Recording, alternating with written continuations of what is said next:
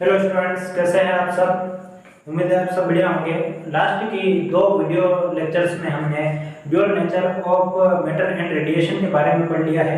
प्रकाश और द्रव्य के द्वैत प्रकृति के बारे में हमने पढ़ लिया है। अब आइए उससे रिलेटेड कुछ क्वेश्चंस कर लेते हैं, क्योंकि एग्जाम्स में हमसे सिर्फ और सिर्फ जो है न्यूमेरिकल्स पूछे जाएंगे। तो वो dual nature of radiation and matter से रिलेटेड कुछ क्वेश्चन है वो कर लेते हैं, जिनमें हमारे अधिकांश जो सवाल है वो सारे फोटो इलेक्ट्रिक इफेक्ट और डी ब्रोगली वेवलेंथ वाले कॉन्सेप्ट से ही हैं। तो देखिए वो सोल्व करते हैं, लेकिन वो सोल्व करने से पहले मेरे हाथ में एक असाइनमेंट है जिसमें अप्रोक्सीमेटली 30 to 40 क्वेश्चन है, और 1 घंटे के वीडियो लेक्चर्स के अंदर जितने भी क्वेश्चन हमसे सोल्व हो पाएंगे उतने हम कर लेंगे, क्योंकि 1 घंटे से ज़्यादा का वीडियो बनाना तो हमारे लिए मुश्किल ही है, उसे अपलोड करना और आपके लिए जो है उसे देखना भी मुश्किल होता है। इसलिए कोशिश करेंगे 1 घंटे में हम ज़्यादा से ज़्यादा जो है वीडियो हमारे न्यूमेरिकल्स है वो सोल्व कर पाएँ।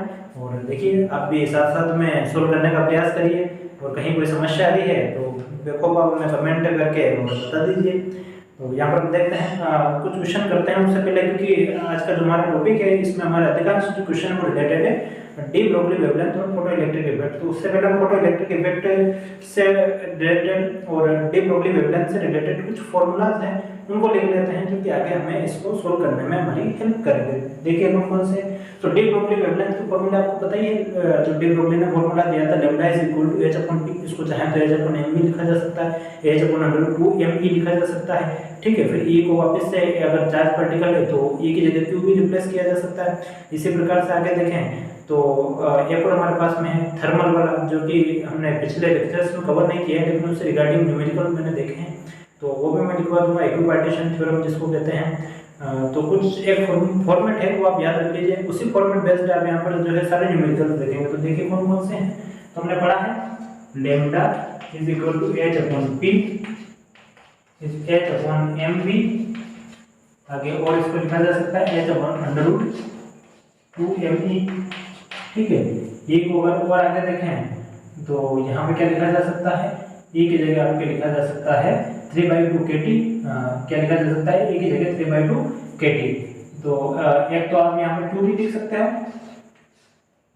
2m2 अभी चार्ज पार्टिकल के लिए। आगे अगर देखें तो e की जगह यहाँ पर क्या रिप्लेस किया जा सकता है, e की जगह रिप्लेस किया जा सकता है इक्विपार्टीशन थ्योरम में एक होती है हमारे पास में थर्मोडायनेमिक्स। वो क्या कहते हैं कि अगर कोई भी पार्टिकल है वो T टेम्परेचर पर रखा हुआ है और वो 3 डायमेंशन के अंदर 3 में आकाश के अंदर गति करने के लिए स्वतंत्र है, तो उसकी प्रत्येक डिग्री ऑफ फ्रीडम के साथ में जो काइनेटिक एनर्जी जुड़ी हुई होगी वो 1/2 होगी। तो 3 डायमेंशन के अंदर कितनी हो जाएगी, 3/2।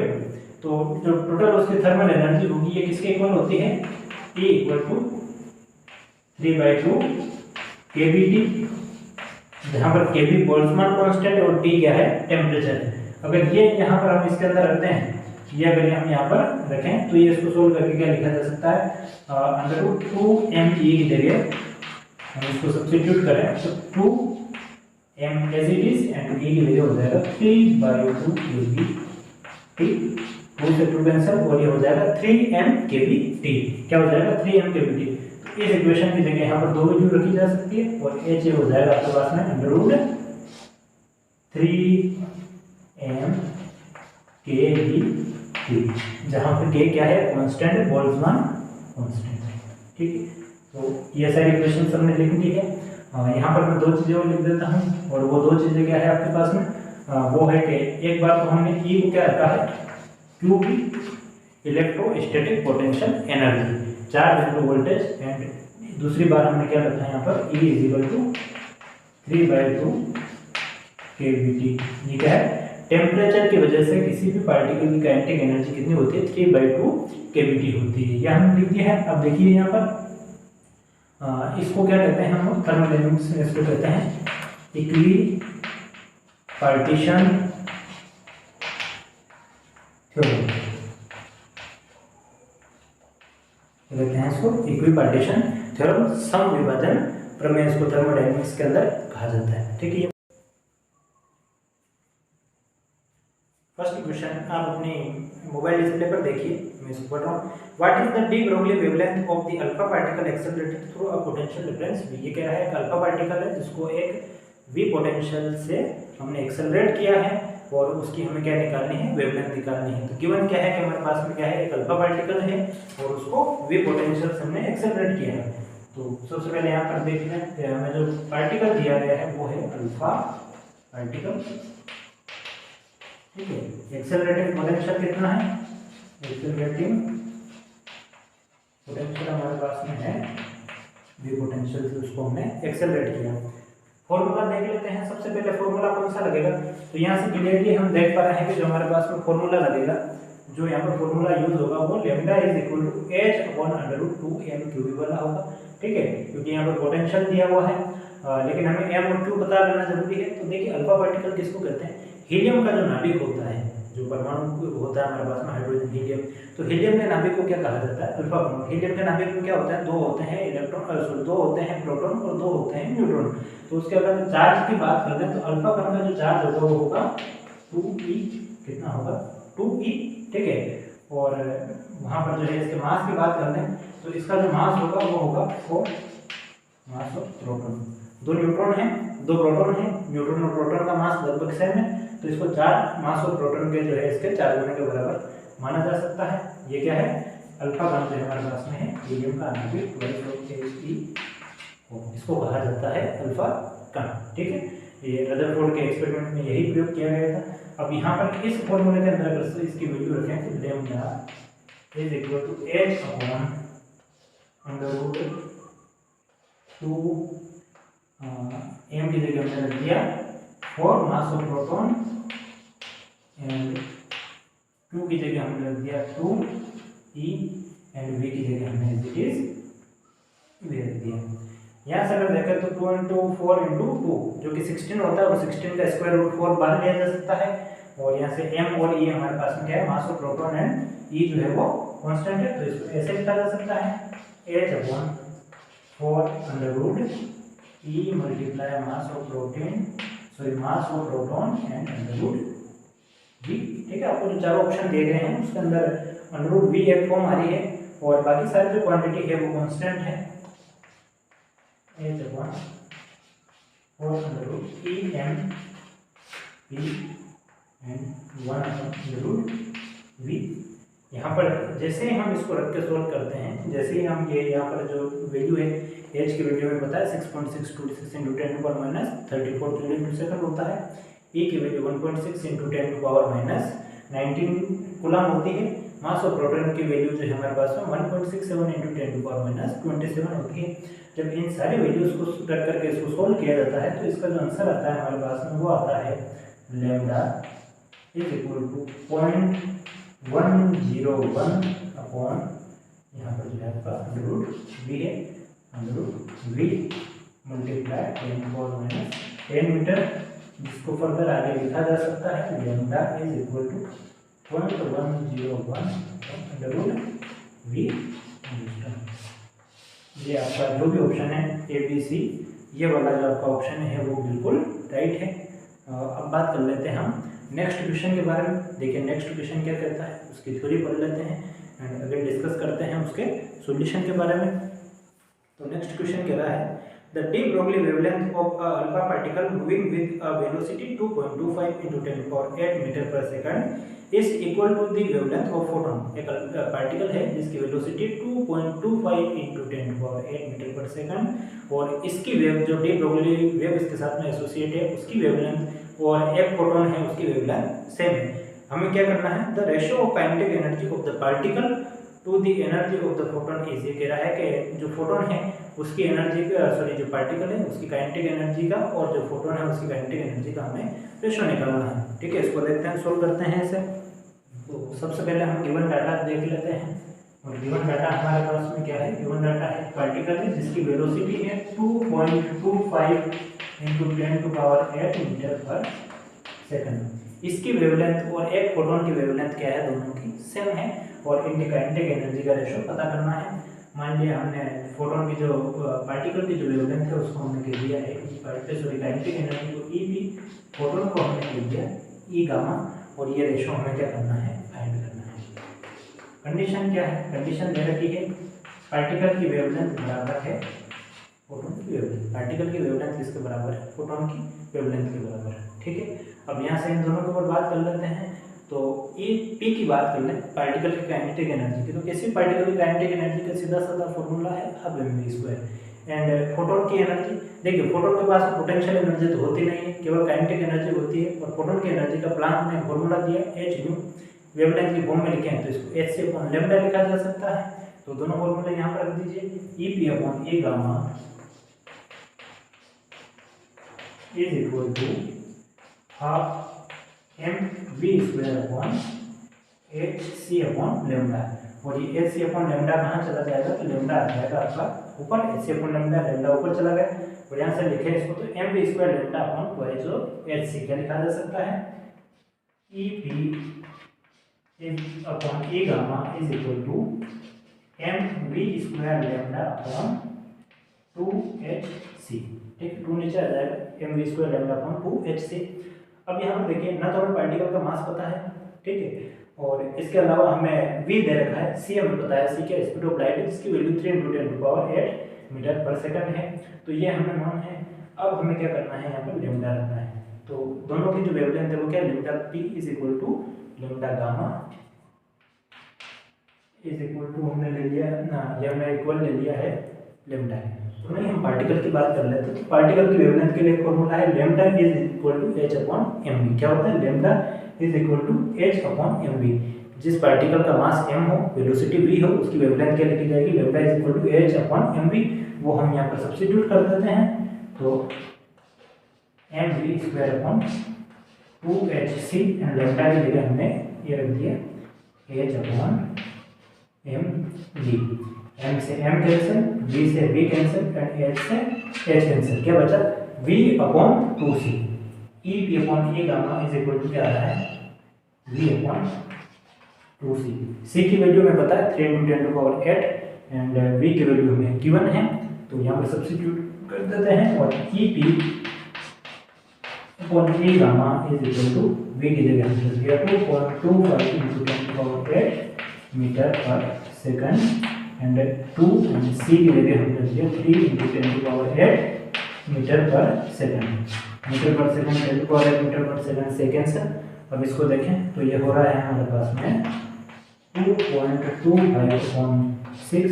इसको पॉइंट को हटा देते हैं, अब ये हो जाएगा आपके पास में। और इसको अगर हम करें तो लगभग इसका आंसर आ रहा है हमारे पास में 3/8। तो जो हमारे पास में kinetic energy of particle and kinetic energy of photon का जो रेशियो है वो EP upon E gamma is equal to 3/8 है।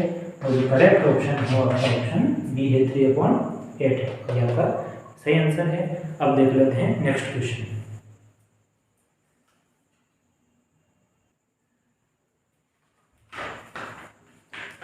नेक्स्ट थर्ड क्वेश्चन की थ्योरी पढ़ते हैं। देखिए आपके डिस्प्ले पर, the kinetic energy of electron and proton is 10⁻32 joule.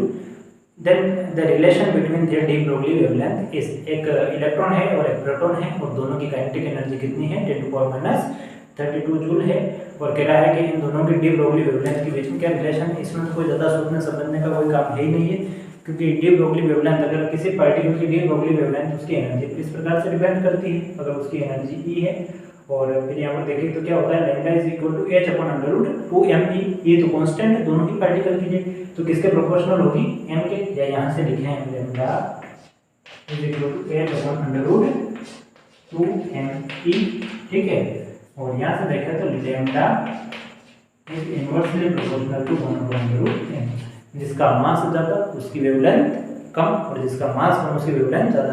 तो इलेक्ट्रॉन और प्रोटॉन में से प्रोटॉन कैसा है, हेवी है, तो प्रोटॉन की वेवलेंथ क्या होगी, कम, और इलेक्ट्रॉन क्या है, लाइट पार्टिकल है, तो इलेक्ट्रॉन की वेवलेंथ क्या होगी हमारे पास में, ज़्यादा।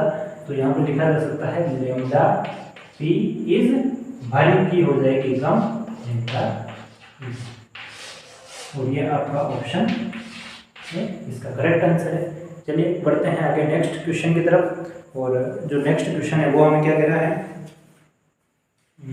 ये वापस से रिपीटेड क्वेश्चन है। हम केवल जो है यूनिक कॉन्सेप्ट वाले ही करते हैं। तो ये देखिए fourth question, the de Broglie wavelength of a particle accelerated with 150 volt potential is 10⁻10 metre. If it is accelerated by 600 volts potential difference its wavelength is.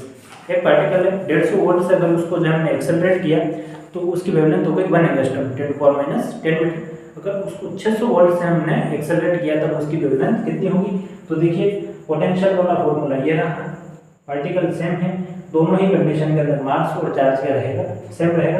तो यहाँ से क्या लिखा जा सकता है इसको, आप थोड़ा ये टेक्निक सीख लीजिए जहाँ पर कांस्टेंट को अलग रख करके और एक यूनिक कांस्टेंट बना लीजिए। जैसे कि ये जो क्वेश्चन है हमारे पास में फोर्थ, ये आपका थर्ड क्वेश्चन है, और इसमें देखिए lambda is equal to h upon under root 2m³ v। Same particle है, दो अलग अलग पोटेंशियल से इसको जो है एक्सेलरेट कर रहे हैं। h अपॉन यहाँ पर हमने इसको रख दिया 2m³ upon 1/√v। Constant term है, मान लिया किसी कांस्टेंट k के बराबर है, तो ये हो गया आपके पास में k अपॉन √v। लैम्डा बराबर क्या हो गया आपके पास में, लैम्डा बराबर हो गया k अपॉन √v। अब देख लेते हैं इसे गिवन डाटा क्या है। तो गिवन डाटा है हमारे पास में जब V1 बराबर आपके पास में 150 वोल्ट है, तो लैम्डा 1 आपके पास में कितना है 10⁻⁻10 मीटर, और 10⁻⁻10 मीटर को कितना धार होता है, 1 एंगस्ट्रॉम। बात कर लेते हैं V2 की। V2 आपके पास में जब 600 वोल्ट का पोटेंशियल अप्लाई किया गया तब वेवलेंथ हमें क्या करनी है, कैलकुलेट करनी है। तब वेवलेंथ लैम्डा 2 जो है हमें कैलकुलेट करनी है। फॉर्मूले को थोड़ा सा मॉडिफाइड करते हैं, V1 रखते हैं तो वहाँ पर लैम्डा 1 हो जाएगा, जब V2 रखेंगे तो वहाँ पर लैम्डा 2 हो जाएगा। देखिए लैम्डा 2 के लिए पहले रख लेते हैं, फॉर्मूला क्या है हमारे पास में, यहाँ से lambda is equal to k upon √v। तो लैम्डा 2 इज इक्वल टू हमने ले लिया k अपॉन √v2, लैम्डा 1 हमने ले लिया k अपॉन √v1। दोनों को ही हमने क्या कर दिया, डिवाइड कर दिया। ये तो आपके अंश में ये हर में, और ये आपके वापस क्या है हर में, और ये अंश में चला जाएगा। तो इसको लिखा जा सकता है लैम्डा 2 अपॉन लैम्डा 1, और ये हो जाएगा k अपॉन √v2, एंड ये हो जाएगा √v1 अपॉन k। k से k कैंसिल, तो ये हो जाएगा √v1 अपॉन v2। तो लैम्डा 2 इसको इधर मल्टीप्लाई करवा दें, तो lambda 2 is equal to lambda 1 √v1 upon v2। क्या लिखा जा सकता है, lambda 2 is equal to √v1 upon v2। Lambda 1 की वैल्यू कितनी है, 1 एंगस्ट्रॉम, v1 की वैल्यू 150, इसकी वैल्यू 600। तो सब्स्टिट्यूट करें हम, क्या आएगा 150 अपॉन 600 मल्टीप्लाई 1 एंगस्ट्रॉम। इसको डिवाइड करें तो ये लगभग 4 का 1/4, या इसको लिखे तो 1/4 और लिखा जा सकता है इसको, और मल्टीप्लाई 1 एंगस्ट्रॉम। तो यहाँ से इसको लिख सकते हैं 0.5, कितना लिखा जा सकता है 0.5 एंगस्ट्रॉम। तो इसका जो करेक्ट आंसर है वो आपका जो इसमें दे रखा है ऑप्शन ए बी, देखते हैं कौन सा, option B 0.5 angstrom. Option B आपका एकदम करेक्ट आंसर 0.5 एंगस्ट्रॉम। ठीक है, जब इसको 600 वोल्ट पोटेंशियल से एक्सेलरेट करेंगे तब इसकी वेवलेंथ घट करके कितनी हो जाएगी, 1 एंगस्ट्रॉम से आधी हो जाएगी। अब बात कर लेते हैं नेक्स्ट क्वेश्चन के बारे में, देखते हैं नेक्स्ट क्वेश्चन।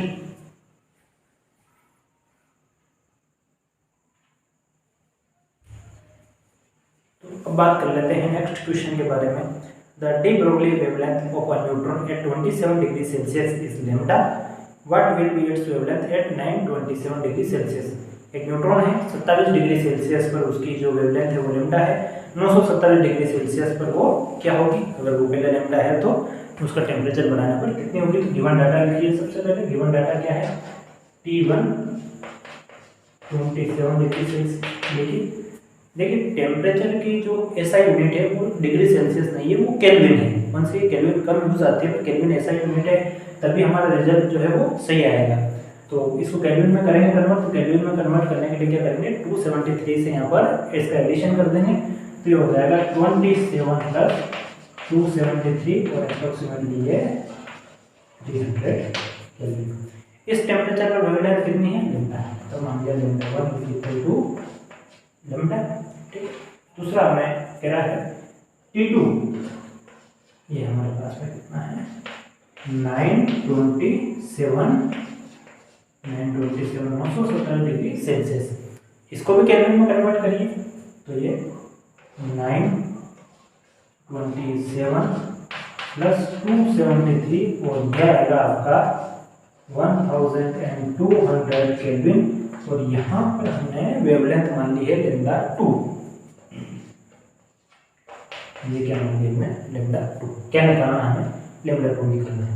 ठीक है, फॉर्मूला हमारे पास में ये रहा lambda is equal h/√3m kBT। ये एक फॉर्मूला है और ये फॉर्मूला आया हमारे पास में इक्विपार्टीशन थ्योरम से। इक्विपार्टीशन थ्योरम के अनुसार 3 डायमेंशन में किसी भी पार्टिकल की T टेम्परेचर पर काइनेटिक एनर्जी होती है E = 3/2 kBT। ये हमने वीडियो लेक्चर में हम इसको डिस्कस करना भूल गए थे, यहाँ पर देख लीजिए। T टेम्परेचर पर किसी भी पार्टिकल की काइनेटिक एनर्जी E = 3/2 kBT होती है। और ये यहाँ पर सब्स्टिट्यूट करें E की जगह तो h/√3m kBT होता है। तो लैम्डा जो है ये यहाँ पर क्या हो गया लैम्डा इस फॉर्मूले से h/√3m kBT। वही नियम लगाना लैम्डा इज इक्वल टू हमने रख दिया k/√t। भाई प्लैंक कांस्टेंट जो है वो कांस्टेंट है, ये m यहाँ पर मास ऑफ न्यूट्रॉन हो जाएगा क्योंकि गिवन पार्टिकल क्या है न्यूट्रॉन है। k भी यहाँ पर क्या है बोल्ट्जमान कांस्टेंट है और t यहाँ पर क्या है टेम्परेचर है जो वेरी कर रहा है। तो λ1 वही फॉर्मूला लगाइए वापस से λ1 इज इक्वल टू हो जाएगा आपके पास में k/√t1। λ2 आपके पास में हो जाएगा k/√t2। λ2 कैलकुलेट करना है, λ2 को डिवाइड कर दीजिए λ1 के द्वारा। तो λ1 आपके पास में आ जाएगा यहाँ से देखिए, या इसके अलावा एक और काम कर सकते हैं। λ1 और t1 की वैल्यू हमें पता है, क्या है λ1 और t1 की वैल्यू हमें पता है। यह रहा λ1 इज इक्वल टू λ और t1 है 300 केल्विन। तो यहाँ से k की वैल्यू भी निकाली जा सकती है, k is equal to λ1/√t1 और इसको सब्स्टिट्यूट कर दीजिए यहाँ पर। तो λ2 इज इक्वल टू आपके पास में हो जाएगा √t1 λ1/√t2 और इसको लिखा जा सकता है आगे √t1/t2। λ1 देखिए कितना सिंपल है, t1 और t2 की वैल्यू रख दीजिए और λ1 की वैल्यू रख दीजिए। इसको यहाँ पर कर देते हैं λ2 इज इक्वल टू √300 and 1200 λ। ये है आपके पास में √1/4 जिसको लिखा जा सकता है 1/2। ये आपका जो ऑप्शन है ये टेम्परेचर बढ़ाने पर 70 डिग्री सेल्सियस पर लैम्डा थी तो 927 पर λ/2 हो जाएगी, यानी वेवलेंथ जो है वो आधी रह जाएगी। तो आपका देखिए असाइनमेंट में कौन सा ऑप्शन दे रखा है ये, तो ये ऑप्शन आपके पास में है ऑप्शन ए। आपका कौन सा करेक्ट है ऑप्शन ए, इसका करेक्ट आंसर है λ/2।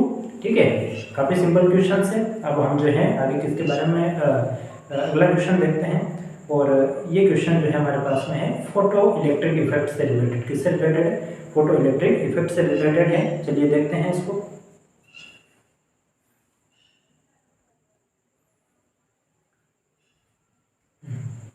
Seventh question, the work function of metal is 1 electron volt. Metal का वर्क फंक्शन कितना? 1 electron volt. Light of wavelength 3000 angstrom is incident on this metal surface. The velocity of emitted photo electron. क्या कह रहा है देखिए, 1 electron volt work function की कोई metal है और उस पर 3000 एंगस्ट्रॉम की लाइट इंसिडेंट हो रही है। तो जो फोटो इलेक्ट्रॉन वहाँ पर जनरेट होंगे उसकी हमें क्या निकालनी है? काइनेटिक एनर्जी, सॉरी उसकी क्या निकालनी है हमें? वेलोसिटी निकालनी है। क्या निकालनी है हमें? उसकी वेलोसिटी निकालनी है। देखिए उसकी वेलोसिटी 5 हमें गिवन है 1 इलेक्ट्रॉन वोल्ट। ठीक है, इसके बाद में 5 तो हमें दे ही रखा है, लैम्डा हमें दे रखा है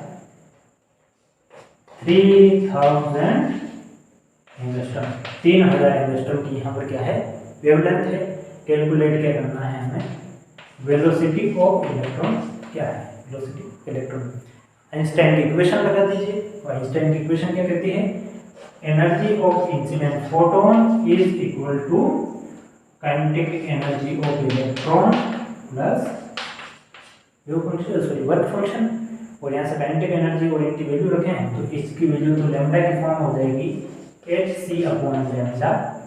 इसकी वैल्यू हो जाएगी 12mv² जो कि वेलोसिटी ऑफ इलेक्ट्रॉन है एंड फाइव यहाँ पर ये रहा। तो half m v square is equal to यहाँ से हो जाएगा h c upon lambda minus five. क्या हो जाएगा? Half m v square is equal to हो जाएगा h c upon lambda minus five. और यहाँ पर इसको देखें तो v square is equal to हो जाएगा आपके पास में 2 upon m h c upon lambda minus 5। और आगे देखें तो v देखिए समझ में आ रहा है आपको? कोई दिक्कत आए तो आप हमें इसमें कमेंट करके बताइए। 2 upon m h c upon lambda minus 5। और यहाँ पर m जो है मास ऑफ इलेक्ट्रॉन है।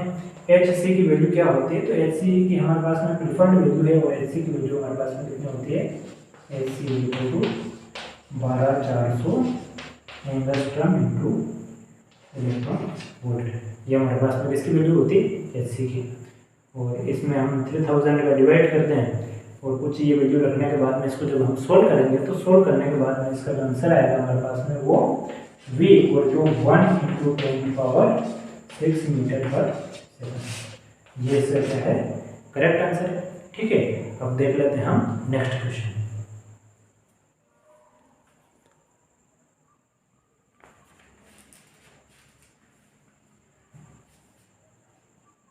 The work function of a metallic surface is 5.01 electron volt. The photoelectrons are emitted when light of wavelength 2000 angstrom falls on it. The potential difference applied to stop the first electron is। क्या कह रहा है? ये एक metal है जिसका कि हमारे पास में क्या दे रखा है? वर्क फंक्शन दे रखा है और वो है 5.01 इलेक्ट्रॉन वोल्ट। कितना दे रखा है? 5.01 इलेक्ट्रॉन वोल्ट। और जो फोटोन इंसिडेंट हो रहा है उसकी वेवलेंथ है 2000 angstrom. Lambda is equal to 2000 angstrom. आगे क्या कह रहा है? ये कह रहा है कि अगर इससे जो इलेक्ट्रॉन जनरेट होंगे, जो इलेक्ट्रॉन एमिट होंगे, उनको रोकने के लिए कितना पोटेंशियल लगाना पड़ेगा? तो जो पोटेंशियल हमारे पास में स्टोकिंग पोटेंशियल होता है वो किसके इक्वल होता है? तो वो इक्वल होता है काइनेटिक एनर्जी के। किसके इक्वल होता है? काइनेटिक एनर्जी के। तो जितनी काइनेटिक एनर्जी इलेक्ट्रॉन की होगी, एमिटेड इलेक्ट्रॉन की, उतनी ही हमें इलेक्ट्रोस्टैटिक पोटेंशियल एनर्जी विपरीत क्रम में लगानी होगी, तब जाकर के वो जो है रुक जाएगा। तो आइंस्टाइन वही समीकरण वापस से काम लीजिए। देखिए एक और यहाँ पर डाटा गिवन है, इसमें क्या यूज करना है? एच की वैल्यू को आप यूज करिए यहाँ पर 4.14 × 10⁻11 इलेक्ट्रॉन वोल्ट सेकंड। एच की वैल्यू क्या यूज करने के लिए कह रहा है? 4.14 × 10⁻15 इलेक्ट्रॉन वोल्ट मीटर सेकंड। ये कह रहा है कि ये वैल्यू आप यहाँ पर यूज करिए। ठीक है, देखते हैं इसको क्या आंसर आता है इसका। हमें पता है आइंस्टाइन की इक्वेशन से ई गामा फोटोन की एनर्जी है वो काइनेटिक एनर्जी ऑफ इलेक्ट्रॉन में चेंज हो जाएगी प्लस वर्क फंक्शन के अंदर चेंज हो जाएगी। यहाँ से अगर हम ई गामा को वेवलेंथ के फॉर्म में लिखे तो क्या लिखा जा सकता है? इसको एच सी अपॉन लेमडा 5 चला जाएगा इधर और ये हो जाएगी आपके पास में काइनेटिक एनर्जी ऑफ इलेक्ट्रॉन। और काइनेटिक एनर्जी ऑफ इलेक्ट्रॉन हमारे पास में किसके बराबर होनी चाहिए? जो इलेक्ट्रोस्टैटिक पोटेंशियल एनर्जी के बराबर। तो वो हो जाएगी आपका E × V। यहाँ पर V क्या है? अप्लाइड पोटेंशियल है। ये क्या है? इलेक्ट्रॉन का चार्ज है। ठीक है, तो V यहाँ पर देखें तो V इज इक्वल टू हो जाएगा 1/E। इसको रीअरेंज कर रहे हैं HC upon lambda minus 5। HC की वैल्यू हमें पता है 12400 एंगस्ट्रॉम वोल्ट इलेक्ट्रॉन वोल्ट होती है। लेमडा गिवन है और 5 की वैल्यू है। E की वैल्यू हमें पता है कितनी होती है? 1.6 × 10⁻19।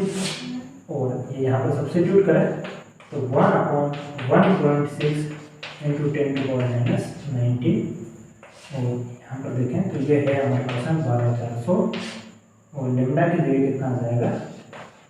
2000 एंड 5 की जगह कितना है? 5.01। इससे इसको कैंसिल करें तो ये लगभग आपके पास में आ रहा है 6.20। और यहाँ पर देखें तो 6.20 माइनस 5.01 ग्राम 1.6 × 10⁻19 वोल्ट। ये हमारे पास में आएगा। 6.20 में से 5.1 को अगर माइनस कर दें तो कितना आ जाएगा? 1.19 ये 1.6 और इसमें हम क्या कर रहे हैं, ये 10 टू पावर जो है यहाँ पर हमारे पास में क्या आएगा, अभी हम एक चीज़ लगाना भूल गए हैं, इलेक्ट्रॉन वोल्ट। सॉरी, यहाँ पर हमने एक चीज़ को कन्वर्ट नहीं किया है, इसमें थोड़ी सी मिस्टेक हो गई है। ये वैल्यू किसके अंदर है, इलेक्ट्रॉन वोल्ट में है, ये किसमें है, इलेक्ट्रॉन वोल्ट में यहाँ पर। और ये जो पूरी वैल्यू है ये किसके इक्वल होती है, ये वैल्यू ई के इक्वल है, ई से ई कैंसिल, और जो आंसर आएगा आपका वो आएगा 1.19 वोल्ट, जिसको कि राउंड फिगर में कितना कहा जा सकता है, 1.2। तो 2000 एंगस्ट्रॉम की वेवलेंथ अगर किसी मेटल पर गिरती है तो उससे जो इलेक्ट्रॉन जनरेट होंगे उसको रोकने के लिए जो स्टॉपिंग पोटेंशियल लगाना पड़ेगा वो कितना लगाना पड़ेगा, V = 1.2 वोल्ट। यहाँ पर थोड़ा सा ध्यान रख लीजिएगा, यहाँ पर Hc जो है इसकी वैल्यू कितनी होती है, 12400 एंगस्ट्रॉम इंटू इलेक्ट्रॉन वोल्ट। तो वो इलेक्ट्रॉन वोल्ट में एनर्जी है, किसमें, इलेक्ट्रॉन वोल्ट में। यहाँ पर हमने ये कन्वर्ट कर दिया। हमें पता है एक इलेक्ट्रॉन वोल्ट और जूल के बीच में क्या रिलेशन होता है, तो एक जूल जो होता है या एक इलेक्ट्रॉन वोल्ट होता है वो होता है 1.6 × 10⁻19 जूल के इक्वल। तो ये कन्वर्ट अगर हम यहाँ करते हैं, ठीक है, ये हमने वैल्यू नहीं रखी है, यहाँ पर ये जो इलेक्ट्रॉन वोल्ट था इसको जूल में कन्वर्ट करते हैं तो ऊपर मल्टीप्लाई करवाना पड़ता है 1.6 × 10⁻19 से, नीचे सेम वैल्यू रखते हैं, दोनों वैल्यू कैंसिल हो जाती है। और यहाँ पर हमने ई से कैंसिल किया है तो दोनों ही एक ही बात को बताते हैं। और V की वैल्यू है 1.19 वोल्ट, जो कि अप्रोक्सीमेटली 1.2 वोल्ट है। ठीक, अब देखते हैं next question. A particle of mass m at rest decay into two particles of masses m1 and m2 having non-zero velocities. The ratio of the de Broglie wavelength of the particle λ1 and λ2 is, क्या कह रहा है, एक particle है जिसका मास है capital m, दो छोटे छोटे पार्टिकल में टूट गया है जिसका मास है m1 एंड m2। ये एक बड़ा पार्टिकल था जिसका मास है कैपिटल m, और इनिशियली ये कैसे है, रेस्ट में है, दो पार्टिकल के अंदर ये टूट चुका है छोटे छोटे, इनका मास है m1 m2, वेलोसिटी हमने मान ली v1 v2। क्वेश्चन में क्या कह रहा है, नॉन जीरो वेलोसिटी, इसकी जीरो है इसकी नॉन जीरो है, तो हमें क्या निकालना है, इनकी वेवलेंथ का रेशियो। मान लिया इसकी वेवलेंथ डे ब्रोगली वेवलेंथ λ1 है, इसकी मान ली λ2, निकालना क्या है λ1/λ2। ठीक है, उससे पहले देखिए यहाँ पर क्या नियम लगेगा, तो पार्टिकल शुरू में रेस्ट में था, बाद में दोनों क्या हुए, टूटने के बाद में गति करने लगे। तो यहाँ पर हम लगाएं law of conservation of momentum. क्या है, law of conservation of linear momentum. देखिए समय संरक्षण का अगर हम यहाँ पर नियम अप्लाई कर दें तो उससे क्या हो जाएगा, देखिए टक्कर से पहले, ये टूटने से पहले जो मोमेंटम था P इनिशियल, वो कितना हो जाएगा m और u, और टूटने के बाद जो मोमेंटम था फाइनल वो हो जाएगा आपके पास में m1 v1 vector plus m2 v2 vector हो जाएगा। ठीक है, ये हमारे पास में कितना है, जीरो है, तो ये कितना हो जाएगा, initial momentum zero, final momentum भी जीरो, तो 0 = m1 v1 vector plus m2 v2 vector. ठीक है, तो यहाँ से देखें तो m1 v1 = -m2 v2, और इसको देखें तो m1 v1 vector = -m2 v2 vector, और इसको लिखा जा सकता है mod of m1 v1 = mod of m2 v2। या यूं कहें दोनों पार्टिकल के मोमेंटम का मैग्नीट्यूड क्या होगा, इक्वल होगा। और वहां से देखें तो λ = h/mv, क्या है हमारे पास में, λ = h/mv, तो λ1 क्या हो जाएगा, h/m1 v1, λ2 = h/m2 v2, और दोनों का ही अगर हम रेशियो लेते हैं λ1 और λ2 तो हो जाएगा h/m1 v1 into m2 v2/h, और चूंकि ये वैल्यू किसके इक्वल है, m1 v1 = m2 v2, तो ऐसे लिखा जा सकता है λ1/λ2 = m1 v1 m1 v1 cancel, और यहाँ से लिख सकते हैं λ1/λ2 = 1। ठीक है, क्या होगा, इन दोनों जो पार्टिकल हैं दोनों की डी ब्रोगली वेवलेंथ क्या होगी, सेम होगी। क्यों, क्योंकि दोनों के जो मोमेंटम है उसका मैग्नीट्यूड क्या है, सेम है। ठीक है, देख लेते हैं नेक्स्ट क्वेश्चन।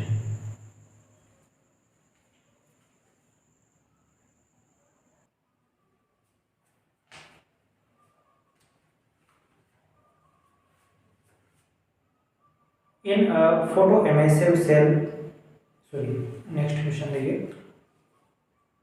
क्वेश्चन देखिए, photoelectric emission is observed when from a metallic surface for frequencies nu1 and nu2 of incident light rays where nu1 is greater than nu2 if the maximum values of kinetic energy of the photoelectrons emitted in the two cases are in the ratio of 1 and k, then the threshold frequency of the metallic surface is, क्या कह रहा है, metallic surface है, nu1 और nu2 frequency की light incident हुई और जो इस कंडीशन के अंदर काइनेटिक एनर्जी का रेशियो है वो 1:k है।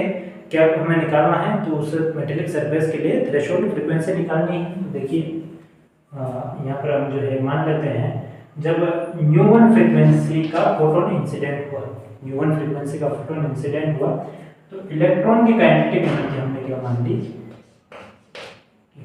ठीक है, u1 फ्रीक्वेंसी का फोटोन इंसिडेंट हुआ k1 मान ली, u2 फ्रीक्वेंसी का फोटोन इंसिडेंट हुआ तब क्या मान ली, k2 मान ली, ठीक है, u2 फ्रीक्वेंसी का फोटोन इंसिडेंट हुआ k2 मान ली और हमें क्या करना है, उसकी न्यू थ्रेशोल्ड पता करनी है, क्या पता करनी है, थ्रेशोल्ड फ्रीक्वेंसी पता करनी है उस मेटेलिक सरफेस की। गिवन क्या है, k1/k2 is equal to 1/k, k1 और k2 का रेशियो कितना है, 1/k, कितना है, 1/k, ठीक है। तो ये k1 जो है अब हमें यहाँ पर देखना है, इसमें से क्या निकलना है, थ्रेशोल्ड निकालना है। तो देखिए आइंस्टाइन फोटो इलेक्ट्रिक इक्वेशन के अनुसार क्या है, E gamma is equal to kinetic energy of electron plus work function होता है और यहाँ से काइनेटिक एनर्जी ऑफ इलेक्ट्रॉन जो है वो हमारे पास में कितना हो जाएगा, kinetic energy is equal to energy of photon minus जो है हमारे पास में work function of the metal.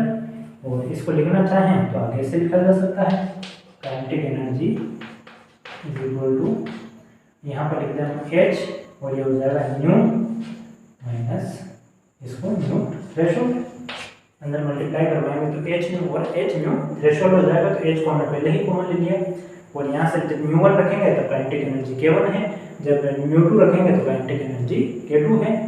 तो क्या है हमारे पास में, ये देखिए k1 is equal to H nu one minus nu threshold और k2 is equal to H nu two minus nu threshold. यहाँ पर जो है H से H कैंसल और हमें पता है ये रेशियो किसके इक्वल है, 1/k के इक्वल है, ये 1/k, ठीक है।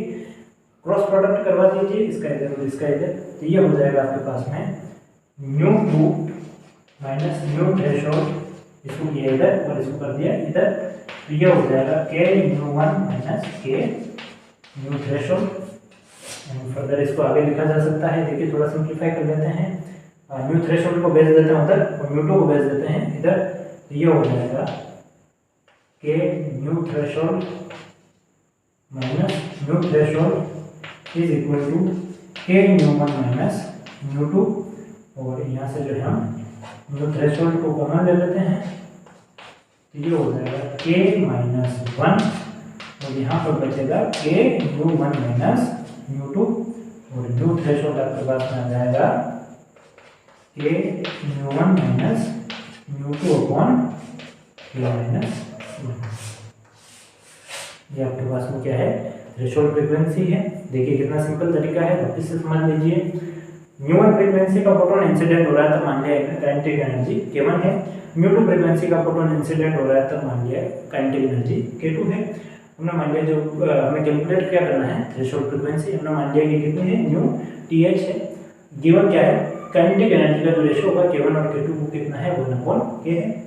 तो हमें पता है फोटो इलेक्ट्रिक के इक्वेशन के अनुसार जो इंसिडेंट फोटोन होगा उसकी एनर्जी किसके बराबर होगी, kinetic energy of electron plus work function of the metal. और यहाँ से काइनेटिक एनर्जी ऑफ ये लिखे तो रीअरेंज करने पर जो है फोटोन की एनर्जी माइनस वर्क फंक्शन है और काइनेटिक एनर्जी को यहाँ पर इसको रखें तो H न्यू और इसको H न्यू थ्रेशोल्ड, H को कॉमन ले लें तो न्यू माइनस न्यू थ्रेशोल्ड, ये इक्वेशन बन गई है। यहाँ पर न्यू1 रखिए तो यहाँ पर K1 हो जाएगा, यहाँ पर न्यू2 रखिए तो यहाँ पर K2 हो जाएगा। K1 is equal to H upon nu one minus nu threshold and K2 is equal to H minus nu two minus nu threshold. इन दोनों का रेशियो ले लिया तो ये हो गया K1 अपॉन K2 और H से H कैंसल, तो ये जो है रेशियो किसके बराबर था, K1 अपॉन K2 जो है 1 अपॉन K के इक्वल है। तो यहाँ से देखिए nu one minus nu threshold upon nu two minus nu threshold equal to 1 upon K। इसका प्रोडक्ट करवाया इधर और इसका प्रोडक्ट करवाया इधर, तो इसको इधर प्रोडक्ट करवाएंगे तो न्यू2 माइनस न्यू थ्रेशोल्ड और इसको इधर प्रोडक्ट करवाएंगे तो K nu one minus K nu threshold हो जाएगा। फिर यहाँ पर देखिए इसको जो है हमने उस तरफ भेज दिया और उधर से जो है हमने न्यू2 को इस तरफ भेज दिया, तो K न्यू थ्रेशोल्ड तो हो जाएगा प्लस का minus nu threshold equal to K nu one minus nu two और यहाँ से न्यू थ्रेशोल्ड कॉमन ले लो तो K माइनस 1 और इज इक्वल टू हो जाएगा K न्यू1 माइनस न्यू2 और यहाँ से K माइनस 1 को इधर इसके नीचे भेजना तो ये हो जाएगा nu threshold is equal to K nu one minus nu two upon K minus 1। ठीक है, तो ये आपका करेक्ट ऑप्शन है। अब देख लेते हैं नेक्स्ट क्वेश्चन।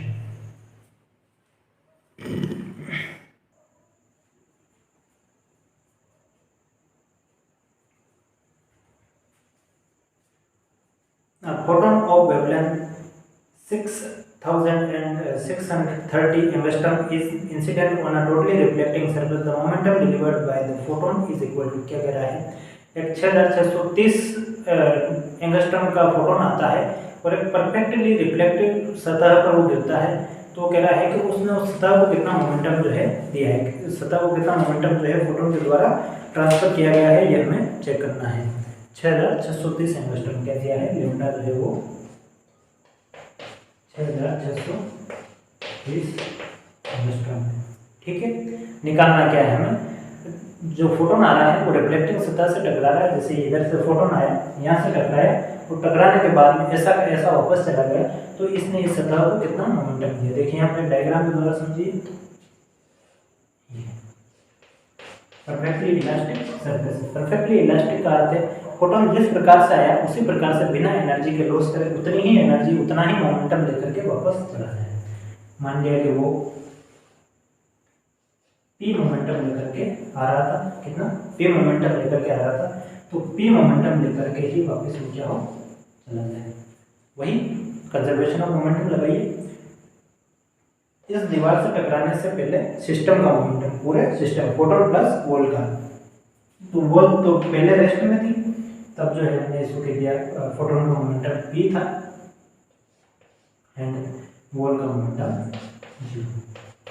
अब मान लिया इसने बॉल को डेल्टा P मोमेंटम दे दिया, कितना दे दिया, टकराने के बाद में जैसे हम ये बॉल आई है यहाँ टकराएगी तो कुछ ना कुछ मोमेंट तो इसको भी देगी, तो यहाँ पर हमने मान लिया इसको डेल्टा P मोमेंट दे दिया और फोटोन क्योंकि उतना ही मोमेंटम लेकर के क्या हुआ वापस चला गया, उतना ही मोमेंटम लेकर के जब फोटोन यहाँ से वापस जाएगा, फोटोन यहाँ से जाएगा तो इसकी वैल्यू तो P ही रहेगी, लेकिन इसका साइन क्या होगा, चेंज हो जाएगा। ये दोनों कैसी क्वांटिटी है, ये दोनों हमारे पास में वेक्टर क्वांटिटी है, एक इस तरफ आ रहा है एक इस तरफ आ रहा है, तो यहाँ पर हो जाएगा माइनस P और delta P is equal to हो जाएगा ट्वाइस ऑफ P।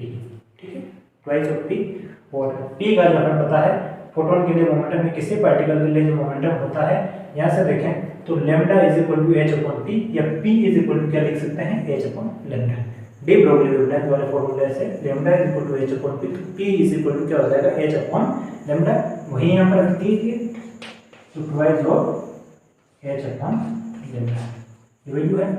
H की वैल्यू जो है हमारे पास में 6.626 है और 10⁻34 और लेमडा की वैल्यू हमें यहाँ पर गिवन है, और ये दोनों ही वैल्यू रखने पर हमें जो आंसर आता है वो आता है 2 × 10⁻27 जो है किलोग्राम एंड मीटर पर सेकेंड, क्योंकि H की वैल्यू लगभग कितनी है हमारे पास में 6.626 और इसकी वैल्यू 6.3 लगभग बराबर है, तो दोनों का रेशियो 1 के बराबर, इधर पावर माइनस जो है 34 जैसे मैं लिख देता हूँ ये 2 है 6.626 × 10⁻34, इसको क्या लिखा जा सकता है 6.63 × 10⁻7 मीटर, इसको -10 के बाद -10 मीटर लिख सकते हैं, 3 दशमलव का हटा देंगे तो यहाँ पर क्या जाएगा आपके पास -7, ये हमने लिख दिया 6.630 ×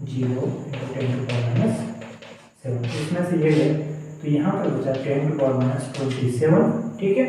और यहाँ पर ये लगभग क्या है, सेम है, तो यह आ जाएगा 1, तो बचेगा 2 × 10⁻27 किलोग्राम मीटर पर सेकंड। ये इसका आपका एग्जैक्ट आंसर है।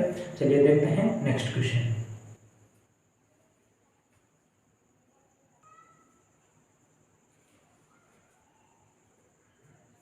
नेक्स्ट क्वेश्चन जो है हमारे पास में थोड़ा सा यूनिक क्वेश्चन है डी ब्रोगली वेवलेंथ से ही संबंधित, लेकिन जो थोड़ा सा कॉन्सेप्ट है वो अच्छे तरीके से दिया हुआ है, कुछ यूनिक इसके अंदर दिया गया है, जिसकी वजह से ये थोड़ा महत्वपूर्ण बन जाता है। देखिए सुनिए, the ratio of de Broglie wavelength of alpha particle to that of a proton being subjected to the same magnetic field so that the radii of their path are equal to each other, assuming the field induction vector B is perpendicular to the velocity vectors of the alpha particle and protons। हो सकता है आपके इसकी theory समझ में नहीं आई हो, सुनिए वापस से सुनिए।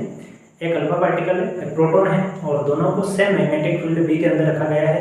मैग्नेटिक फील्ड जो है उनकी वेलोसिटी के परपेंडिकुलर है, ठीक है। दोनों की जो रेडियाई है सर्कुलर ऑर्बिट की वो सेम है। तो हमें यहाँ पर क्या निकालना है, दोनों की किसकी, alpha particle, the velocity of alpha particle and proton, या डी ब्रोगली वेवलेंथ निकालना है यहाँ पर मैं, de Broglie alpha and proton, ठीक है। तो गिवन क्या है, गिवन है हमारे पास में एक जो है अल्फा पार्टिकल है, एक है हमारे पास में प्रोटॉन। क्या है, एक अल्फा पार्टिकल है, एक प्रोटॉन है, और अल्फा पार्टिकल और प्रोटॉन दोनों ही मूविंग है, और मूविंग है और क्या है उसमें वो जो है सेम मैग्नेटिक फील्ड के अंदर उनको सेम मैग्नेटिक फील्ड के अंदर रखा गया है। आवेशित कण को जब जो है मैग्नेटिक फील्ड में रखा जाता है तो क्या करता है, सर्कुलर ऑर्बिट के अंदर मोशन करना शुरू कर देता है। और ये क्या कह रहे हैं कि जो वेलोसिटी है इन दोनों पार्टिकल की, वो वेलोसिटी क्या है, इस मैग्नेटिक फील्ड के परपेंडिकुलर है। यहाँ देखा जाए तो इन दोनों के बीच में जो एंगल है वो कितना है, 90 डिग्री, ठीक है। दूसरा क्या कह रहा है, दोनों के ही ऑर्बिट की जो रेडियाई है वो सेम है, या यूँ कहेंगे इसका जो सर्कुलर ऑर्बिट है, अल्फा का मान लिया इस प्रकार से घूम रहा है, तो इसकी जो रेडियाई है वो, और जो प्रोटॉन है उसकी जो रेडियाई है, दोनों की क्या है, R alpha and R proton, दोनों क्या है, सेम है। आर अल्फा जो है आर प्रोटॉन के इक्वल है, और दोनों है आर के इक्वल हमने मान लिया, ठीक। और क्या कह रहा है, रेडियाई हमने यहाँ ले लिया, और ये दोनों जानकारी हमारे पास में अभी। अब हमें क्या निकालना है, इसके अंदर रेशो निकालना है, लैम्डा अल्फा पार्टिकल की वेवलेंथ और प्रोटॉन की वेवलेंथ का रेशो क्या है। देखिए कोई कॉन्सेप्ट अगर आप लगा सकते हैं तो लगाइए, अदरवाइज जो हम कोई कॉन्सेप्ट आप लगा सकते हैं तो लगाइए, अदरवाइज हम जो इसको करवा रहे हैं उस तरीके से इसको करिए। देखिए हमें पता है जब कोई चार्ज पार्टिकल मैग्नेटिक फील्ड के अंदर मूव करता है तो उसके ऊपर लॉरेंज फोर्स लगता है। ये लॉरेंज फोर्स उसको सर्कुलर ऑर्बिट में घूमने के लिए आवश्यक जो हमारे पास में सेंट्रीपिटल फोर्स अभिकेंद्रीय बल है वो उपलब्ध करवाता है। और लॉरेंज फोर्स का फॉर्मूला है F = QV क्रॉस V। क्या है, F = QV क्रॉस V, जहाँ पे क्या है ऑर्बिटल वेलोसिटी है इस सर्कुलर ऑर्बिट में, B क्या है, इसके परपेंडिकुलर इस तरीके से मैग्नेटिक फील्ड है, ठीक है। B क्या है यहाँ पर मैग्नेटिक फील्ड है, और V यहाँ पर क्या है, ये वेलोसिटी है। According to the question B और B के बीच में एंगल कितना है, 90 डिग्री। तो ये हो जाएगा आपके पास में QVG sin 90, एंड sin 90 में होती है 1 QVB। और यही फोर्स हमारे पास में किसके इक्वल है, सेंट्रीपिटल फोर्स के इक्वल है, ठीक है। अभी केंद्रीय बल के लिए जैसे इसको घुमा रहा है, तो कोई भी वस्तु जब किसी सर्कुलर ऑर्बिट में मूव करती है तो केंद्र की ओर एक बल लगता है जिसकी वैल्यू होती है mv²/r। तो यहाँ पर देखिए QVB = mv²/r, और यहाँ से देखें तो v से भी कैंसर, और mv जो है निकालें, mv = है QB या QRB या QBR, जो भी लिखिए QRB। mv क्या होता है, तो mv किसी पार्टिकल का मोमेंटम होता है। तो मैग्नेटिक फील्ड के अंदर इन दोनों इस गिवन कंडीशन के अंदर जब थीटा 90 डिग्री हो और दोनों की जो रेडियस ऑफ ऑर्बिट हो वो सेम हो, तो उस कंडीशन के अंदर चूंकि ये दो चीज़ें तो सेम हो गई, दोनों की रेडियस ऑफ ऑर्बिट सेम है और दोनों का जो है क्या है यहाँ पर क्या कहें इसको, मैग्नेटिक फील्ड सेम है, तो उस कंडीशन के अंदर mv जो मोमेंटम है वो किसके इक्वल टू हो जाएगा, Q × RB। अब देखिए यहाँ पर लेमडा इज इक्वल टू क्या है, एच अपॉन पी है, lambda is equal to H upon P है। तो यहाँ से अल्फा पार्टिकल के लिए वेवलेंथ निकाले तो एच जो लेमडा अल्फा है वो हो जाएगा एच अपॉन पी अल्फा, और पी अल्फा के लिए आर और बी तो दोनों के लिए सेम है, और यहाँ पर पी अल्फा निकालने के लिए अल्फा का जो चार्ज है रख दीजिए, तो अल्फा का चार्ज कितना होता है, twice of charge of electron, तो ये हो जाएगा H upon 2e R B. ठीक है, फिर यहाँ से देखिए इसकी वैल्यू लिखिए वेवलेंथ ऑफ प्रोटॉन की एच अपॉन पी, और ये बता रहा है प्रोटॉन का मोमेंटम, प्रोटॉन का जो चार्ज है वो कितना होता है, केवल ई, तो ये हो जाएगा H upon E R B. और यहाँ पर क्या करें, इन दोनों को अगर डिवाइड कर दें lambda alpha upon lambda P, तो ये हो जाएगा आपके पास में H upon 2e are B, और ये हो जाएगा E R B upon H, यहाँ पर ई आर बी से ई आर बी कैंसिल और एच से H cancel, lambda alpha upon lambda P is equal to 1/2, या यूँ कहा जाए अल्फा पार्टिकल की वेवलेंथ क्या है, प्रोटॉन की वेवलेंथ की आधी होगी। जो पार्टिकल वैसे भी जो हेवी होता है उसकी वेवलेंथ क्या होती है, कम होती है, तो अल्फा पार्टिकल जो है वो प्रोटॉन की तुलना में 4 गुना भारी है, इस वजह से इसकी वेवलेंथ क्या हो जाएगी, इसकी आधी हो जाएगी। ठीक है, ये क्वेश्चन था। अब हम देख लेते हैं नेक्स्ट क्वेश्चन के बारे में।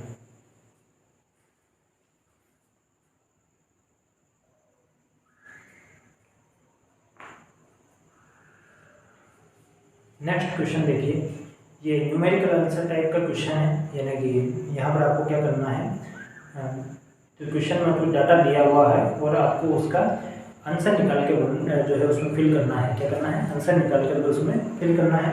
क्वेश्चन सुनिए, the largest distance between the inter atomic planes of a crystal is 10⁻⁷ centimetre. The upper limit for the wavelength of X rays which can be usefully studied with this crystal is, क्या कह रहा है, एक जो है crystal है जिसका interplanar separation भी जो है वो कितना है, 10⁻⁷ सेंटीमीटर। ठीक है, अब ये कह रहा है कि एक्स रे की जो हमें क्या करनी है, मैक्सिमम वेवलेंथ फाइंड करनी है जो कि इसकी स्टडी में काम आ सके, एक्स रे की मैक्सिमम वेवलेंथ जो इसकी स्टडी में काम आ सके। तो सबसे पहले तो ये डेविसन जनरल एक्सपेरिमेंट जैसा ही है, दूसरी बात ये एक्स रे डिफ्रैक्शन का है, तीसरी बात ये सॉलिड स्टेट फिजिक्स का है, और यहाँ पर जो फॉर्मूला हम यूज़ करेंगे वो फॉर्मूला यूज़ करेंगे ब्रेग्स लॉ। कौन सा करेंगे, और ब्रेग्स लॉ के अनुसार देखिए 2d sin theta is equal to lambda, यहाँ से लेमडा निकालें तो लेमडा जो है वो हो जाएगा 2d sin theta upon n। हमें क्या निकालना है, मैक्सिमम वेवलेंथ। देखिए मैक्सिमम वेवलेंथ के लिए, वेवलेंथ को मैक्सिमम होने के लिए क्या होना चाहिए, ये जो है n मिनिमम होना चाहिए, d और sin थीटा की वैल्यू मैक्सिमम होनी चाहिए। तो लेमडा को मैक्सिमम होने के लिए, लेमडा को मैक्सिमम होने के लिए क्या होना चाहिए, b जो कि फिक्स है 10⁻⁷ सेंटीमीटर या 10⁻, इसको लिख देते हैं -9 मीटर, और इसको और आगे करें तो ये लिखा जा सकता है 10 × 10⁻10 मीटर, या इसको और आगे लिखें तो 1 एंगस्ट्रॉम। ये कन्वर्जेशन आपको दिमाग में फिट होना चाहिए, इसमें ये लिखा जा सकता है। ठीक है, फिर बात कर लेते हैं साइन थीटा की। तो साइन थीटा मैक्सिमम होना चाहिए, और साइन थीटा की मैक्सिमम वैल्यू कितनी है, 1। n क्या होना चाहिए, n मिनिमम होना चाहिए, और n की मिनिमम वैल्यू कितनी है, 1। n क्या बताता है, ऑर्डर ऑफ डिफ्रैक्शन, जो कि इसकी लेस्ट पॉसिबल वैल्यू है, कितनी हो सकती है, 1। ठीक है, ये वैल्यू यहाँ पर सब्स्टिट्यूट करें तो 2 एंड d की वैल्यू है, d की वैल्यू कितनी निकाली हमने, 1 एंगस्ट्रॉम। ठीक है, ये होगी सॉरी 10 एंगस्ट्रॉम, 1 एंगस्ट्रॉम नहीं है, 10⁻10 मीटर, जो कि 1 एंगस्ट्रॉम में तो ये हो जाएगी 10 एंगस्ट्रॉम। तो 2 × 10 angstrom upon 1 and sine theta की वैल्यू 1। तो लेमडा जो है आपके पास आ गया है 20 एंगस्ट्रॉम। ठीक है, तो मैक्सिमम ज़्यादा से ज़्यादा 20 एंगस्ट्रॉम की वेवलेंथ का हम यहाँ पर उपयोग कर सकते हैं। 20 एंगस्ट्रॉम का हो या इसको 2 नैनोमीटर का हो, इतनी जो वेवलेंथ है उसका हम यहाँ पर प्रयोग कर सकते हैं। ठीक है, तो देख लेते हैं हम next question.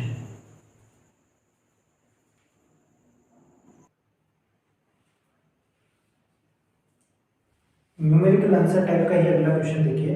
The work function of a substance is 4 electronvolt. The longest wavelength of light that can cause photo electron emissions for this substance is approximately. क्या कह रहा है? एक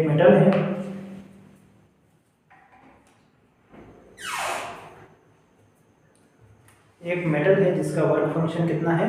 4 इलेक्ट्रॉन वोल्ट है, और हमें वो लॉन्गेस्ट वेवलेंथ पता करनी है, जो क्या है, जिससे यहाँ फोटो इलेक्ट्रिक एमिशन जो है वो पॉसिबल हो सके।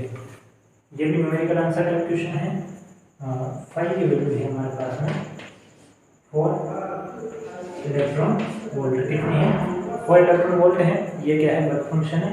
हमें लैम्डा की मैक्सिमम वैल्यू पता करनी है, जिससे क्या हो, फोटो इलेक्ट्रिक एमिशन पॉसिबल हो सके। फोटो इलेक्ट्रिक इफेक्ट क्या करे? जो शो कर दें, फोटो इलेक्ट्रिक इफेक्ट शो करें। ठीक है, वो पता करना है। तो 5 = 4 इलेक्ट्रॉन वोल्ट है। देखिए कैसे कैलकुलेट करेंगे। तो हमें पता है कि जो फोटो इलेक्ट्रिक एमिशन के लिए क्या होनी चाहिए?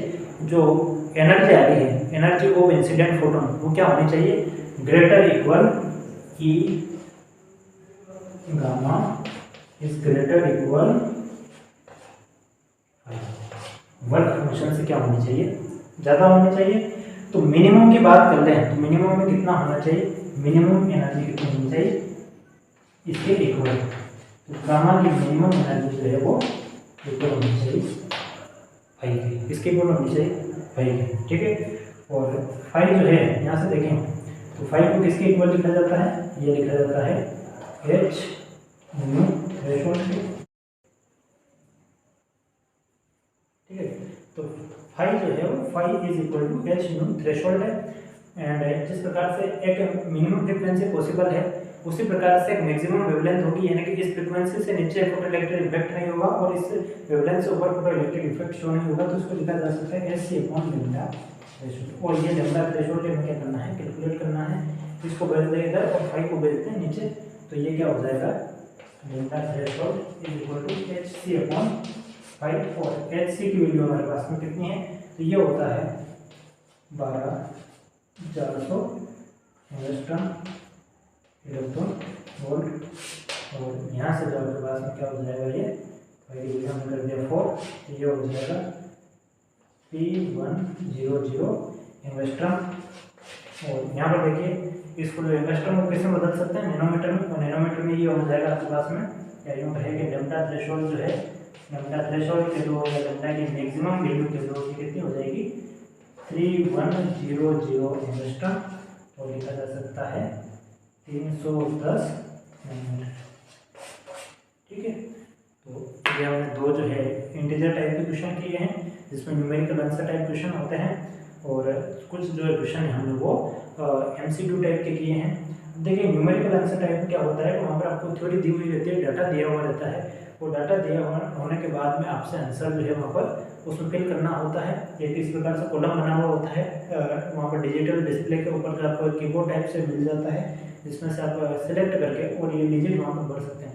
ध्यान देने की बात यह है कि वहाँ पर क्वेश्चन आपसे जो पूछा गया है वो किस फॉर्मेट में पूछा गया है। जैसे वो कह देता है कि wavelength in nanometer, wavelength in angstrom. अब जैसे इस क्वेश्चन में पूछ रखा था कि वेवलेंथ आपको नैनोमीटर में कैलकुलेट करनी है, तो नैनोमीटर में इतनी होगी। अगर आप उसकी जगह 3100 भर देते हैं तो ये आपका आंसर गलत हो जाएगा। तो काफ़ी ध्यानपूर्वक जो इसको देखने समझने की जरूरत है। तो आज हमने एक असाइनमेंट सोल्व किया है, और कल हम इसी प्रकार से और जितने भी असाइनमेंट हो सकते हैं सोल्व करेंगे। जितने भी क्वेश्चन हम इस पर देख सकते हैं उनको देखेंगे, और ये सारे ही क्वेश्चन जो है काफ़ी इंपॉर्टेंट थे, और भी इंपॉर्टेंट क्वेश्चन हम ढूंढ के लाएंगे। ठीक है, जिससे कि आपके आगे पढ़ने में इसमें हेल्प हो सके।